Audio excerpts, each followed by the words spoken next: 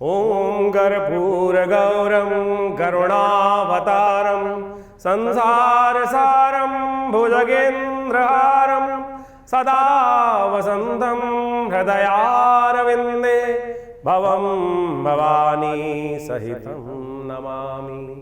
आत्मा त्वं गिरिजामति सहचरा प्राणा शरीरं गृहं पूजा ते विषयोग भोग रचना निद्रा समाधि स्थिति संचारा पदयो प्रदक्षिण विधि स्तोत्राणि सर्वा गिरौ यत् यत् कर्म करोमि तत्तत् अखिलं शंभो तवाराधनम् शंभो तवाराधनम्।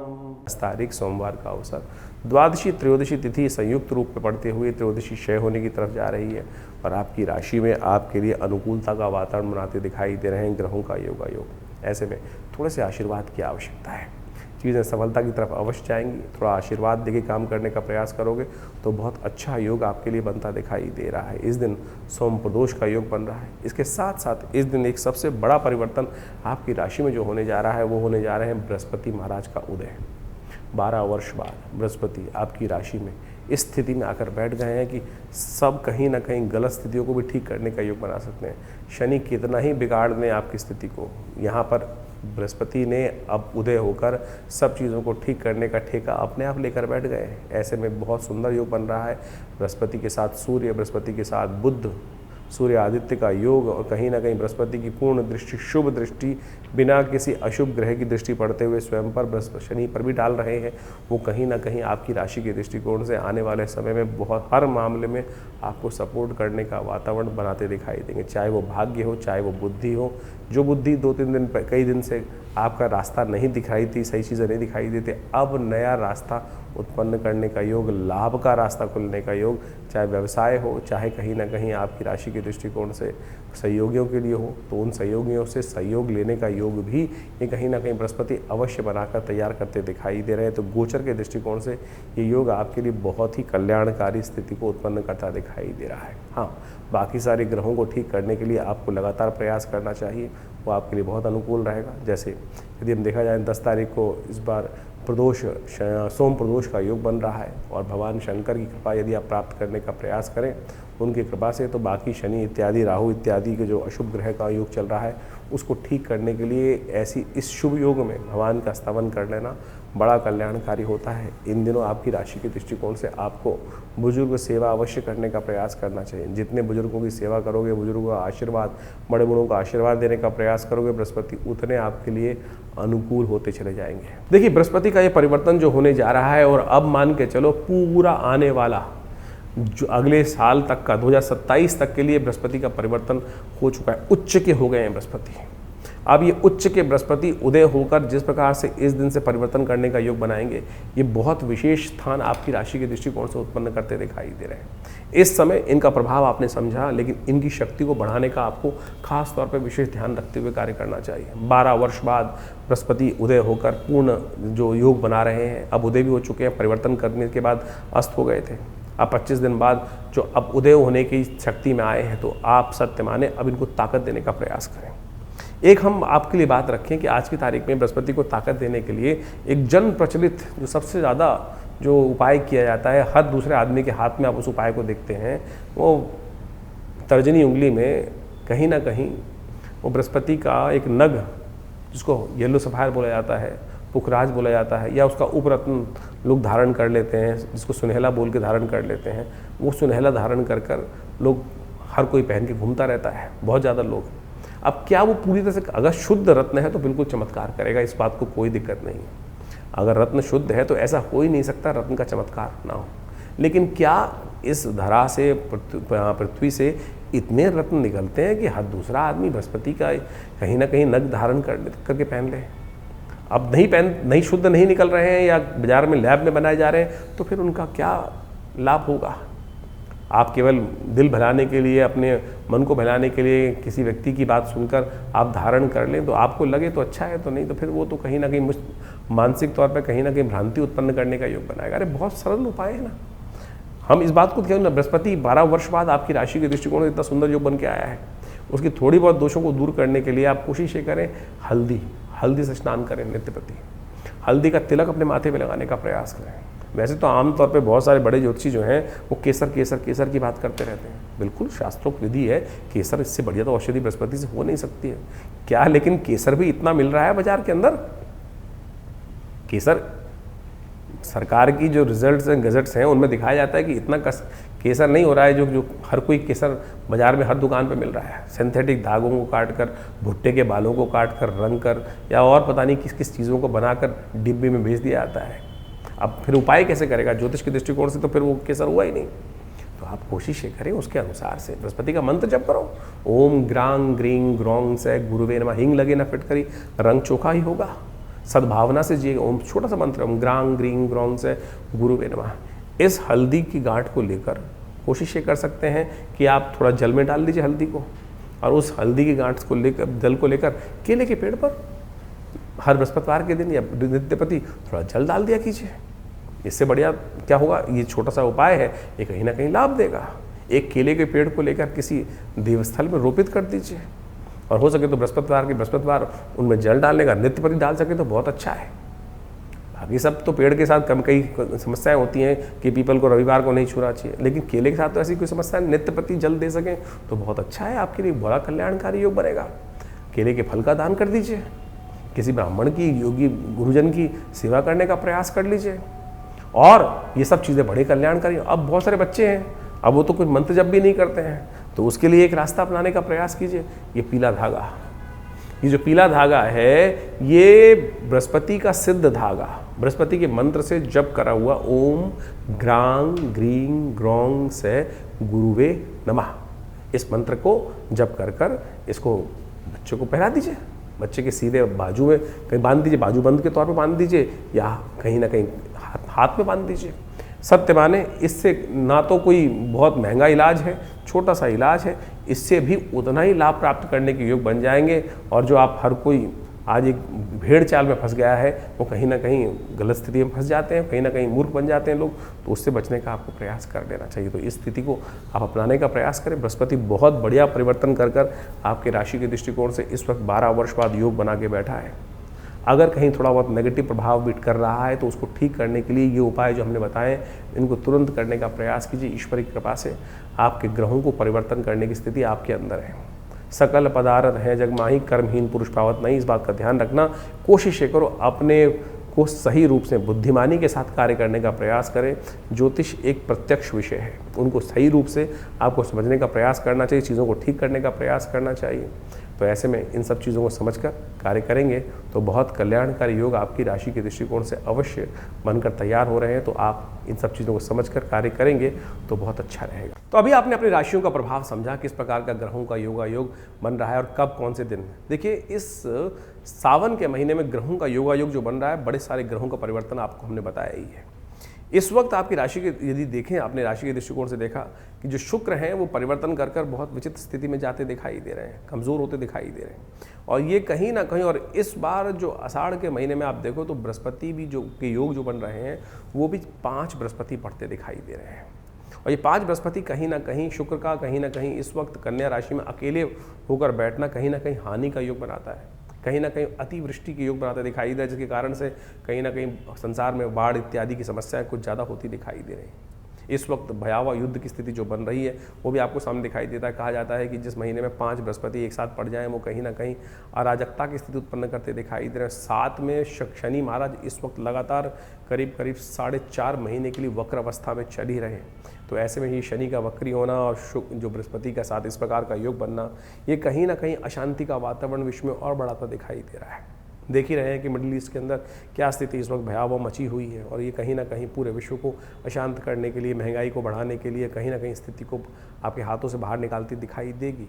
तो ऐसे में महंगाई के दर कहीं ना कहीं आने वाले समय में विश्व को अशांत करने के लिए और महंगाई को और बढ़ाने के लिए स्थितियां कहीं ना कहीं विकट होती दिखाई दे ही रही हैं। तो ऐसे में आपको विशेष तौर पर अपने राशि के अनुसार से समझते हुए कौन से खास उपाय आपको करने हैं, कब करने हैं, कैसे करने हैं, वो सारे हमने आपको बताया इस वक्त आपकी राशि के दृष्टिकोण से। इसके साथ साथ सावन का सुंदर महीना चल रहा है, हमारे जीवन को जो भी कष्ट जीवन में आते हैं उन सबको ठीक करने के लिए प्रार्थना एक ऐसा माध्यम है कि यदि हम प्रार्थना का सहारा लें तो समस्त प्रकार से कष्टों को दूर करने के योग विशेष तौर पर बना सकते हैं। सावन का महीना भगवान शिव को प्रसन्न करने का महीना है और भोलेनाथ एक छोटे से लोटे के जल से ही प्रसन्न हो जाते हैं और समस्त कष्टों को निवृत्ति करने का योग बना देते हैं। भगवान विष्णु जब शेषशय्या पर विश्राम के लिए जाते हैं तो सत्ता जो है शिव के हाथ में होती है। तो ऐसे में नित्य प्रति इस सावन के महीने में कोशिश ये करें कि आप भगवान शंकर पर थोड़ा जल, थोड़ा दूध, थोड़ा जो भी सामग्री आप अर्पित करना चाहे, बोले तो सब कुछ स्वीकार कर लेते हैं। तो जो कुछ श्रद्धा के साथ, विश्वास के साथ आप समर्पण करने का प्रयास करेंगे बड़ा ही सुंदर रहेगा। ऐसे में हमने नित्यपति विवेकानंद योगाश्रम में पूरे सावन के महीने में भगवान का रुद्राभिषेक सुंदर रूप से रखा है। तो आप अवश्य इस समय में भगवान सुंदर रूप से भगवान शंकर की आराधना करने के लिए सम्मिलित हो सकते हैं। विवेकानंद योगाश्रम में जो कार्यक्रम नित्यपति रुद्राभिषेक रहेंगे, शाम के समय नित्यपति हर रोज़ 5 बजे से लेकर करीब रात को 8 बजे तक ये रुद्राभिषेक का नित्य कार्यक्रम चल रहा है। आप उन सब में सम्मिलित होने का, कार्यक्रम में समय निकालने का प्रयास कीजिए, अपने नाम से कराने का प्रयास कीजिए। इसके अलावा जो सावन के सोमवार रहेंगे उसमें विशेष कार्यक्रम भी रहेगा। 10 तारीख को विशेष तौर पर सोमवार का योग पड़ रहा है, साथ में प्रदोष का योग बन रहा है। ऐसे में सोम प्रदोष का ये योग बना है, समस्त अनिष्टों को दूर करने का योग बनता है भगवान शंकर की सुंदर उपासना के लिए। इस दिन कहा जाता है कि भगवान शंकर का अभिषेक जो बड़ी श्रद्धा के साथ करते हैं, ओम नमः शिवाय का जप करते हुए, रुद्र अष्टाध्यायी के द्वारा भगवान का स्तवन करते हुए करते हैं, उनके कई जन्मों के कष्ट दूर करने के योग बन जाते हैं। ये बहुत सुंदर योग है। इस बार तो त्रयोदशी क्षय भी हो रही है, त्रयोदशी क्षय हो रही है, संधि काल बन गया है और क्षय तिथि में कोई मुहूर्त तो होता नहीं है। भगवान शंकर का सुंदर स्तवन अवश्य इस दिन करने का प्रयास कीजिए। बड़ा सुंदर रुद्राभिषेक का कार्यक्रम आश्रम पे रहेगा ही। आप भी उसमें सम्मिलित हुई जमनापार विवेकानंद योगाश्रम में, तो आपकी भगवान की कृपा से आपकी मनोकामना सिद्धि करने का सुंदर योग अवश्य बनेगा। ये रुद्राभिषेक जो है वो वैसे तो सुंदर रुद्र अष्टाध्यायी के द्वारा होना चाहिए। लोग जाकर केवल जल चढ़ा देते हैं और आज की तारीख में कावड़ लोग लेकर भागे आते हैं और वहाँ जाके केवल 2 मिनट जल चढ़ाने का समय मिलता है। कोशिश ये करें पूर्ण रूप से विधि का पालन करते हुए शुद्ध अवस्था में जाकर भगवान शंकर का स्तवन आप करने का प्रयास कीजिए। सुंदर रूप से मनोकामना सिद्धि का योग बन जाता है। इस संसार में अनेक कथाएं शास्त्र में विद्यमान हैं जो आपकी मनोकामनाओं को पूर्ण करने के योग बनाती है। जीवन में समस्त कष्टों को केवल एक लोटे के जल से ही भगवान शंकर पे डाल दिया जाए तो कष्ट दूर हो जाते हैं। उपनिषद में एक कथा आती है, उपनिषद की कथा है और सत्य रूप से कथा है, मेरे और आपके मति भ्रम को ठीक करने के लिए बताई गई है। एक व्यक्ति था, बड़ा व्यभिचारी था। संसार में हमेशा उसने जो गलत काम हो सकते हैं सब किए, जो कार्य हो सकते हैं गलत सब करे जीवन में। देव योग से एक दिन बड़ा अजीब सा योग बना। किसी गलत कार्य से उसने पैसे अर्जित किए, नशा भी किया और किसी नाचने वाली का दर्शन करने के लिए इच्छा से वो जा रहा था। कुछ पान का बीड़ा, कुछ मीठा, कुछ गजरा इत्यादि उसने हाथ में ले रखे थे और कुछ नशे में भी था। उपनिषद की कथा है और शास्त्र में मेरे और आपके मति भ्रम को देखने के लिए उपनिषद में ये कथा संतों ने वर्णन करी है। कहा जाता है कि रास्ते में नशे में चलते चलते संध्या वेला हो चुकी थी, रात्रि का समय आप बहुत पास आ गया था, कहीं ठोकर लगी और गिर पड़ा। पता नहीं कितनी देर तक गिर रहा। कहा जाता है भोर हुई, भोर होने के टाइम पर वो मंदिर के कहीं पास ही था। अभी सुबह का समय ही चल रहा था। कहीं ना कहीं देवयोग से पता नहीं कौन सा संस्कार जागा, होश आया। सामने उठते ही सामने भगवान शंकर का शिवलिंग दिखाई दिया। नशे में था उस वक्त, उठा, गिरता पड़ता कहीं ना कहीं भाव जागा। उसने देखा वहाँ जाना था, अरे मुझे तो कहीं जाना था। उसने देखा मिट्टी लग गई फूलों पे, मीठा पान सब थोड़ा धूल में सन गया है। शंकर भगवान का सामने शिवलिंग देखते ही कहीं ना कहीं देव प्रेरणा से करे, अच्छा चलो आज इन्हीं को चढ़ा देते हैं। ना मंत्र आता था, ना कुछ विधि मालूम थी। लड़कते पटकते कहीं ना कहीं वो मंदिर की सीढ़ियों पर पहुंचा और जाकर उस पान के बीड़े को वहीं भगवान पर अर्पित कर दिया। साथ में जो गजरा था वो भगवान को चढ़ा दिया। जो मंत्र उल्टा सीधा आता था वही भगवान को मंत्र जपते हुए कर दिया। चोट लग चुकी थी, खून बह चुका था बहुत ज़्यादा, वहीं शिवलिंग के ऊपर ही गिर पड़ा। मर गया। अंतकाल के बाद जो आत्मा की गति होती है वो पद्धति मर ही गई, यमराज के समक्ष उपस्थित किया गया। कथा कहती है कि यमराज के समक्ष उपस्थित किया गया उसको, तो यमराज ने कहा चित्रगुप्त बताओ इनके जीवन में क्या कुछ लिखा हुआ है। तो कहा, चित्रगुप्त ने कहा कि महाराज चिरकाल तक नरकादि लोकों में भोगना है इसको, ऐसा लिखा हुआ है। लेकिन एक बहुत खास बात है, 2.5 घड़ी का इंद्रासन इसको प्राप्त है। इस जीवात्मा को 2.5 घड़ी का इंद्रासन प्राप्त हुआ है। उस जीवात्मा की आंख खुल गई, जिस स्थिति में था उसने तो कोई शुभ कार्य कभी किया ही नहीं था। यमराज ने पूछा महाराज कहाँ जाओगे? तो पहले उसने कहा प्रभु मेरी आपसे एक अनुरोध है कि मुझे यह बताया जाए कि मैंने ऐसा कौन सा कार्य किया जिसके कारण से मुझे इंद्रासन मिला है 2.5 घड़ी का। अब जीव है, वहाँ ऐसा तो नहीं, सुनवाई नहीं होती।